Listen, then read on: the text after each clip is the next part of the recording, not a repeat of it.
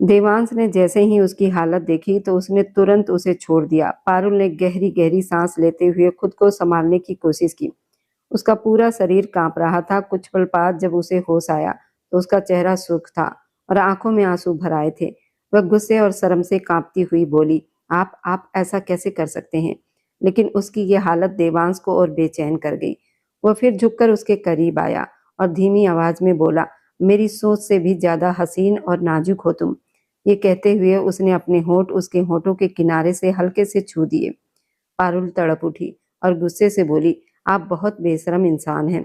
देवांश हल्का सा मुस्कुराया और बोला, इतना घबरा क्यों रही हो? मैं तुम्हारा पति हूँ। मैं तुम पर पवित्र अधिकार भी रखता हूँ। शादी हो चुकी है हमारी। मैं चाहता तो जबरदस्ती भी कर सकता था, लेकिन मुझे तुम्हारा साथ चाहिए। इसलिए चुपचाप आंटी से जाकर विदाई के लिए हाँ कह दो, वरना याद रखना शादी जैसा पवित्र रिश्ता हमारे बीच में मौजूद है, और अगर तुमने इनकार किया तो मैं अभी और यहीं अपनी सुहागरात मना लूंगा। फिर मुझसे दूर कैसे भागोगी? उसके ये सब सुनकर पारुल का दिल डर से कांप उठा। देवांश ने उसे कमर से पकड़कर अपनी गोद में बिठा दिया और वह शर्म और घबराहट से सिर भी नहीं उठा पाई। आप ऐसा नहीं कर सकते, वह धीमी आवाज में बोली। लेकिन देवांश ने उसके कान के पास झुककर कहा, विदाई हर हाल में होगी, चाहे तुम मानो या न मानो। अगर अब भी इनकार किया तो मेरा पागलपन देखोगी। उसकी आवाज में ऐसी जिद थी कि पारुल का पूरा जिस्म कांप उठा। आखिरकार डर और शर्म से कांपती हुई वो जल्दी जल्दी बोली, मैं तैयार हूँ, मैं तैयार हूँ, बस ऐसा मत कीजिए। ये सुनकर देवांश के होठों पर हल्की सी मुस्कान आ गई। अगले ही दिन जब पारुल की हामी की खबर शर्मा विला पहुंची तो अनिल शर्मा और देवांश की खुशी का ठिकाना ही नहीं रहा। वह तुरंत मीना के घर जाने की तैयारी करने लगे, जबकि नीता शर्मा खामोश बैठी रह गई। उन्हें अंदाजा था कि देवांश अपनी जिद से पीछे हटने वालों में से नहीं है।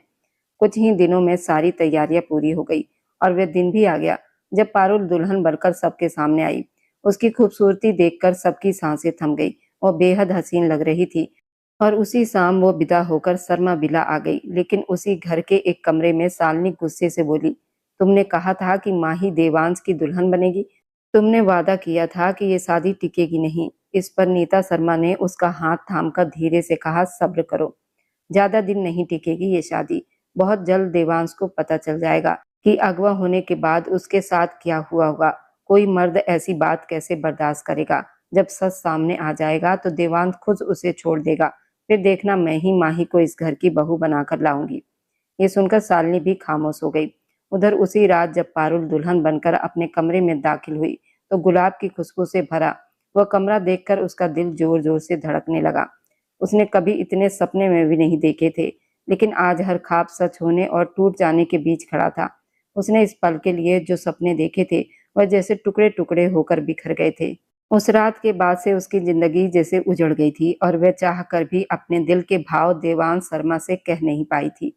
गुस्से और दर्द से भरी वह अलमारी खोलकर अपना ज्वेलरी सामान बैग में रखने लगी और खुद से कहती जा रही थी, वह यहाँ से बहुत दूर चली जाएगी, ऐसी जगह जहाँ किसी की निगाहों में उसकी छुपी हुई नफरत और तिरस्कार न हो। वह सोच रही थी कि लोग उसे कभी स्वीकार नहीं करेंगे। फिर वह क्यों देवांश के परिवार की इकलौती बहू बनकर सबकी जिंदगी को बोझ बना देगी? इसलिए वह सबसे दूर चली जाएगी। वह अपनी आंखों से बहते आंसू पोंछ रही थी कि उसे अपने पीछे देवांश की मौजूदगी का एहसास हुआ। देवांश धीमे कदमों से उसके करीब आया और हल्की मुस्कान के साथ बोला, तो आज की इतनी खूबसूरत रात उसकी पत्नी उससे दूर भागने की तैयारी कर रही है। लेकिन अफसोस ये है, उसकी जानलेवा मोहब्बत अब उसे उम्र भर पीछा नहीं छोड़ने देगी। इतना कहकर वह धीरे से उसके करीब आया और उसके माथे पर प्यार से चुंबन दे दिया। पारुल घबराकर पीछे हट गई और बोली कि वह उसके करीब न आए और उसका पीछा छोड़ दे, क्योंकि वह उसके लायक नहीं है। उसने कहा कि जैसे सजे हुए कमरे में टूटा हुआ खिलौना अच्छा नहीं लगता, वैसे ही वह भी इस घर के लिए ठीक नहीं है। उसे अपनी हैसियत पता है और वह किसी की इस्तेमाल की हुई चीज जैसी खुद को महसूस करती है। फिर देवांश ने उसे क्यों अपनाया और क्यों उस पर इतना बड़ा एहसान किया? उसकी बात सुनकर देवांश का दिल जैसे कांच की तरह टूट गया और उसकी आंखें गुस्से और दर्द से लाल हो गई। उसने उसे पकड़कर अपने पास खींच लिया और बोला, वह क्यों नहीं समझती कि वह उससे बेहद प्यार करता है और उसे उसकी पवित्रता पर पूरा भरोसा है। वह कल भी उसकी थी और आज भी उसी की है। पारुल ने रोते हुए कहा, वह उसकी नहीं है और वह उसके लायक भी नहीं है। वह चाहती है कि देवांश उसे अभी और इसी समय छोड़ दे, लेकिन इससे पहले कि वह अपनी बात पूरी कर पाती, देवांश जोर से गरजा कि अगर वो एक शब्द भी आगे बोलेगी तो वह खुद को और उसे दोनों को खत्म कर देगा। उसके गुस्से से पारुल डरकर कांप उठी। देवांश ने उसे कसकर अपनी बाहों में भर लिया और उसकी गर्दन पर झुककर अपने गर्म होंठ रख दिए, जिससे वह सिहर उठी। उसके स्पर्श से पारुल का दिल तेज धड़कने लगा, उसका पूरा शरीर कांपने लगा। देवांश ने अपने दर्द और गुस्से को उसके करीब लाकर जैसे बाहर निकालना चाहा और उसे कसकर अपने पास रखकर उसके होंठों को चूम लिया। पारुल की सांसें तेज हो गई, वो घबरा गई। उसकी आंखों से आंसू बहने लगे, जबकि देवांश कई दिनों के बाद उसे इतने करीब पाकर जैसे अपने आप पर काबू खो बैठा। कुछ देर के बाद जब वो शांत हुआ तो उसने उसे अपने सीने से लगाए हुए कहा, उसके दिल का सुकून वही है और उसके बच्चे भी उसी से ही होंगे, इसलिए वह जितनी जल्दी ये बात समझ ले उतना उसके लिए अच्छा होगा। पारुल उसकी बात सुनकर चुप हो गई और उसकी आंखों से आंसू बहते रहे। कुछ देर के बाद वह थक कर उसकी बाहों में सो गई। अगली सुबह जब देवांश की आंख खुली तो उसने देखा कि पारुल अब भी उसकी बाहों में सो रही है। वह मुस्कुराया और बहुत धीरे से उसके माथे पर चुंबन दे दिया। फिर उसने उसकी बंद आंखों को देखा और उसके होठों पर नजर ठहर गई। वह उसे छूना चाहता था, लेकिन उसकी इच्छा के बिना उसके करीब नहीं जाना चाहता था। फिर भी उसके दिल की बेचैनी बढ़ती जा रही थी। उसने धीरे से उसके गाल को छुआ और उसके माथे को चूम लिया। थोड़ी देर के बाद पारुल की आंखें खुल गई और दोनों की नजरें एक पल के लिए एक दूसरे से मिल गई। देवांश मुस्कुराया और धीरे से बोला, गुड मॉर्निंग, अब उठो और तैयार हो जाओ, ताकि हम नीचे सबके पास चल सकें। वह ये नहीं चाहता था कि कोई भी उनके कमरे के अंदर की बातें जाने। इतना कहकर वह बाथरूम में चला गया। कुछ देर के बाद दोनों तैयार होकर नीचे आए तो वहां नीता शर्मा सोफे पर बैठी थी और उनके साथ उनकी दोस्त शालिनी भी थी, जो उन्हें गुस्से से देख रही थी। देवांश के चेहरे पर खुशी साफ दिखाई दे रही थी, जबकि पारुल सिर झुकाए खड़ी थी।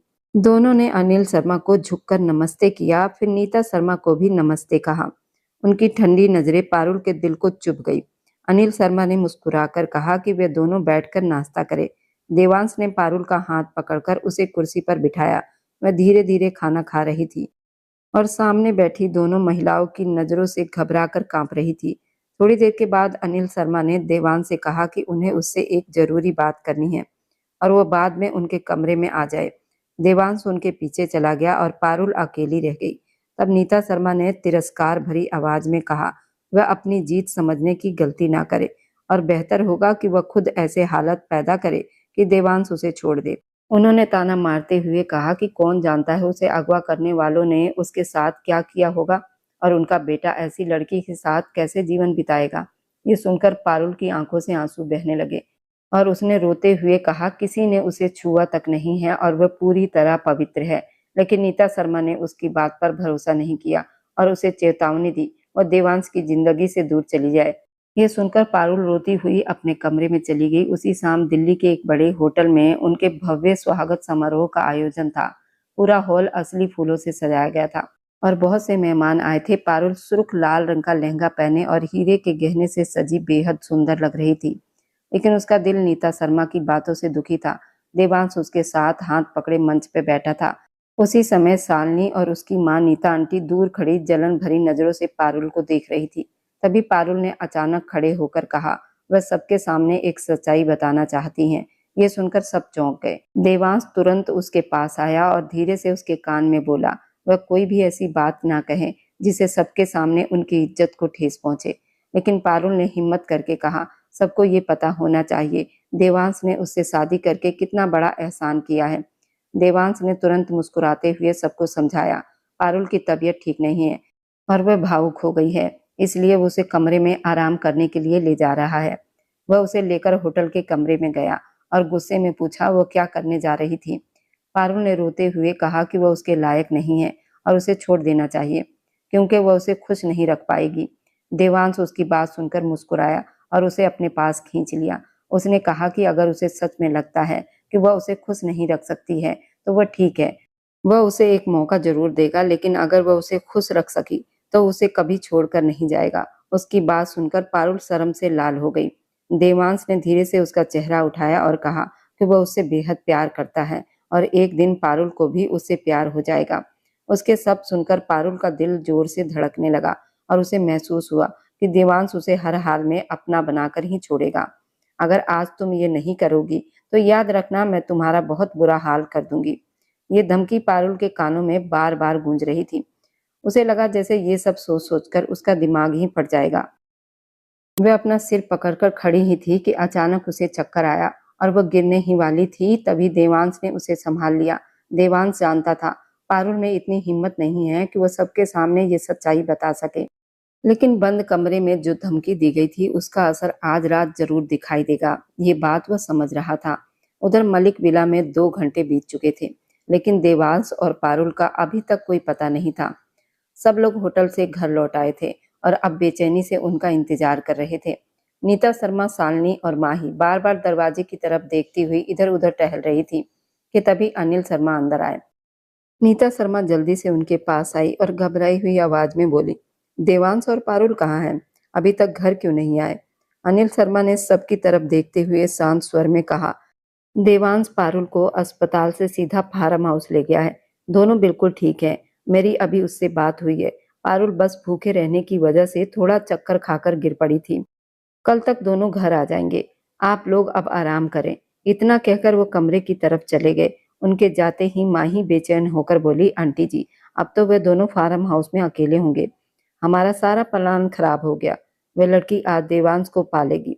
ये कहते ही उसकी आंखों से आंसू बहने लगे। ये सोचकर ही उसका दिल डूब रहा था। शायद इस समय देवांश पारुल के साथ होगा, लेकिन अब वे लोग कुछ नहीं कर सकते थे। शालिनी, माही और नीता शर्मा उदास होकर एक दूसरे को देखती रह गई।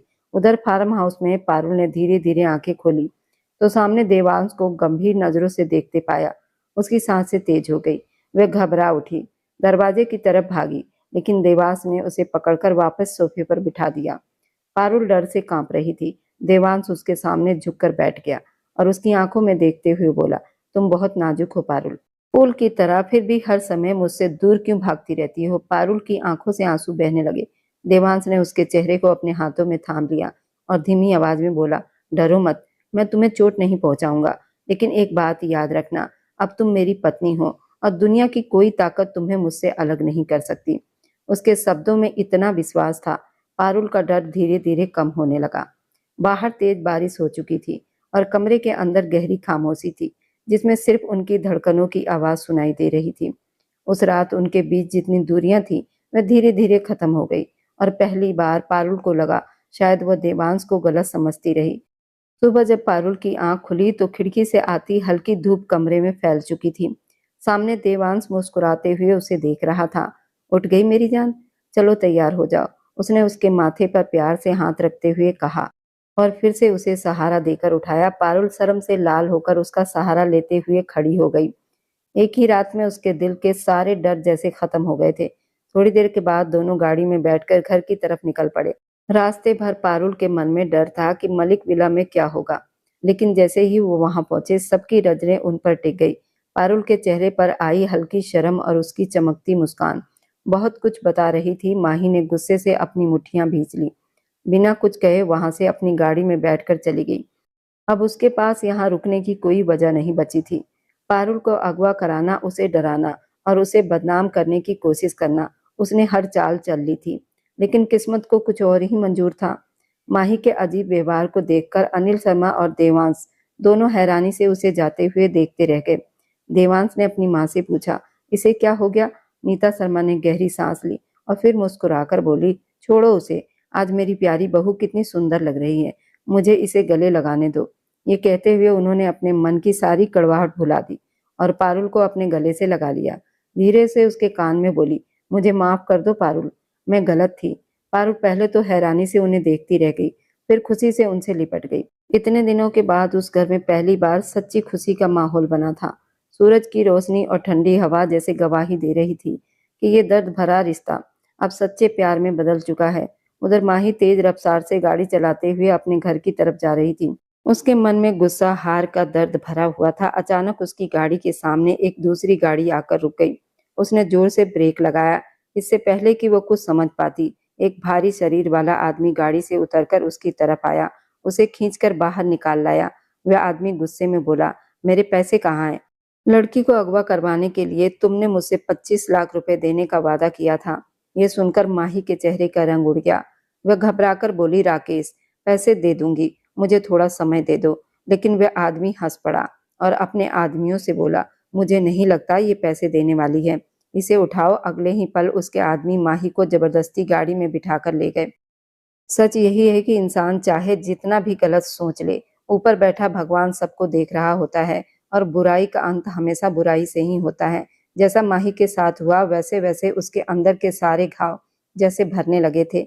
बाहर अचानक तेज बारिश हो रही थी, अंदर कमरे में फैली प्यार की गर्माहट दोनों मिलकर एक अजीब सा नशा पैदा कर रही थी। वहीं मलिक विला में माही की रात बेचैनी में बीती थी।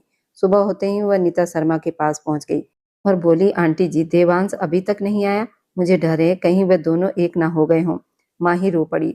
तब नीता शर्मा थकी हुई आवाज में बोली, माही अब रोने से क्या होगा, कुछ फैसले किस्मत के हाथ में होते हैं। हमने बहुत कोशिश की दोनों अलग हो जाएं, लेकिन शायद भगवान की यही इच्छा थी कि वे दोनों साथ रहें। हम चाह कर भी अब कुछ नहीं कर सकते। अगर मेरे बेटे ने उसे अपना लिया है तो मैं उसके खिलाफ जाकर अपने बेटे को दुखी नहीं कर सकती। वो मेरी पूरी दुनिया है, उसकी खुशी ही मेरी खुशी है। उनके शब्दों में बेबसी साफ झलक रही थी।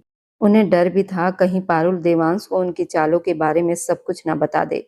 उधर सुबह जब पारुल की आंख खुली तो सामने इतनी सुंदर सुबह देखकर उसके चेहरे पर हल्की सी मुस्कान आ गई। देवांश की गहरी नजरें उसी को देख रही थी। वह मुस्कुराकर बोला, उठ गई मेरी जान, चलो तैयार हो जाओ। ये कहते उसने उसके माथे को प्यार से छुआ और उसे सहारा देकर उठाया। पारुल शर्म से लाल होकर उसके सीने से लग गई। एक ही रात में उसके दिल के सारे डर जैसे खत्म हो गए थे। उसे लग रहा था जैसे उसके जीवन के सारे दुख दूर हो गए हों और उसका दिल अब बिल्कुल हल्का हो गया हो। उसकी आंखों में आंसू आ गए। वह देवांश के हाथों को पकड़कर धीरे धीरे बोली, धन्यवाद। देवांश ने भावुक होकर उसे अपने सीने से लगा लिया और मुस्कुराकर बोला, तुम मेरी पहली और आखिरी मोहब्बत हो पारुल, तुम्हारे अलावा कोई नहीं। कुछ देर के बाद दोनों गाड़ी में बैठकर घर की तरफ चल पड़े। रास्ते में पारुल के मन में डर था क्योंकि उसे माही और नीता शर्मा की नाराजगी याद आ रही थी। जब वह मलिक विला पहुंचे तो सबकी नजरें उन पर टिक गई। पारुल का सुंदर जोड़ा, उसके चेहरे पर आई शर्म की लालिमा और उसकी चमकती मुस्कान सब कुछ बता रही थी कि माही ने गुस्से से अपनी मुट्ठियां भींच ली और दोनों को घूरती हुई वहां से सीधे अपनी गाड़ी में बैठकर चली गई। अब उसके पास यहाँ रुकने की कोई वजह नहीं बची थी। पारुल को अगवा करवाना, उसे डराना धमकाना, उसे बदनाम करने की कोशिश करना, उसने सब कुछ कर लिया था। यहाँ तक कि उसने और उसकी माँ शालिनी नीता शर्मा के मन में भी पारुल के लिए शक और नाराजगी पैदा कर दी थी। लेकिन जैसा कहा जाता है कि इंसान चाहे जितना भी बुरा सोच ले, ऊपर बैठा भगवान सब कुछ पहले से तय कर चुका होता है। माही के व्यवहार को देखकर अनिल शर्मा और देवांश दोनों हैरानी से उसे जाते हुए देखते रह गए। देवांश ने अपनी माँ से पूछा, इसे क्या हो गया? नीता शर्मा ने गहरी सांस ली और बोली, छोड़ो उसे, आज मेरी प्यारी बहू कितनी सुंदर लग रही है, मुझे से गले लगाने दो। इतना कहकर उन्होंने अपने मन की सारी नाराजगी भुला दी और पारुल को अपने गले से लगा लिया। फिर बहुत धीरे से बोली, मुझे माफ कर दो पारुल, मैं गलत थी। पारुल पहले तो हैरान होकर उन्हें देखती रही, फिर खुशी से उनसे लिपट गई। इतने दिनों के बाद उस घर में पहली बार सच्ची खुशी आई थी। चमकता सूरज और चलती ठंडी हवा जैसे गवाही दे रहे थे कि ये दर्द भरा रिश्ता अब सच्चे प्रेम में बदल चुका है। कठिन समय खत्म हो चुका था और खुशियों ने उनके जीवन में कदम रख दिया था। उधर माही तेज गाड़ी चलाते हुए अपने घर की तरफ जा रही थी। उसके मन में गुस्सा और हार का दर्द भरा हुआ था। अचानक उसकी गाड़ी के सामने एक दूसरी गाड़ी आकर रुक गई। उसने तुरंत ब्रेक लगाया जिससे गाड़ी झटके से रुक गई। इससे पहले कि वो कुछ समझ पाती, एक भारी शरीर वाला आदमी गाड़ी से उतरकर उसकी तरफ आया और उसे खींचकर बाहर निकाल लाया। वह आदमी गुस्से में बोला, मेरे पैसे कहाँ हैं? लड़की को अगवा करने के लिए तुमने मुझे 25 लाख रुपए देने का वादा किया था। यह सुनकर माही के चेहरे का रंग उड़ गया। वह घबराकर बोली, राकेश भाई, पैसे दे दूंगी, मुझे थोड़ा समय दे दो।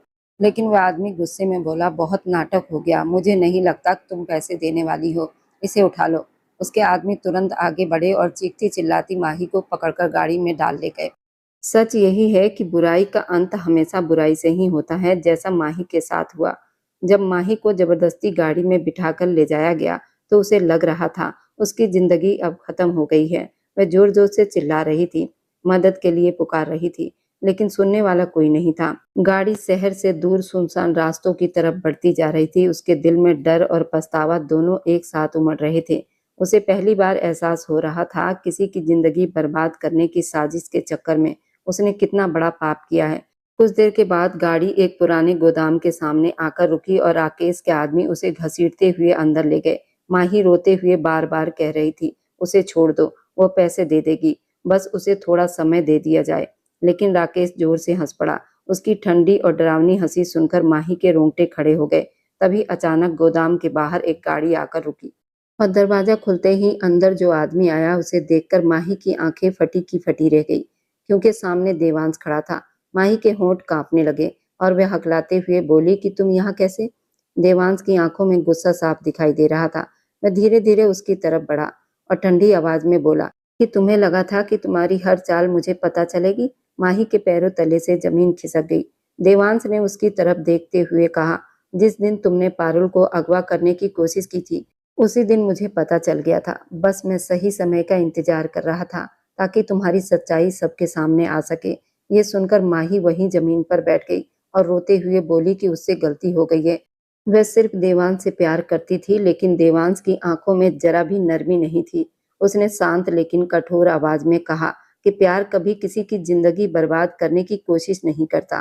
प्यार बचाता है, तोड़ता नहीं। तभी बाहर से पुलिस की गाड़ियों की आवाज आई और कुछ ही पलों में पुलिस अंदर आ गई। राकेश और उसके आदमी भागने की कोशिश करने लगे, लेकिन पुलिस ने उन्हें वहीं पकड़ लिया।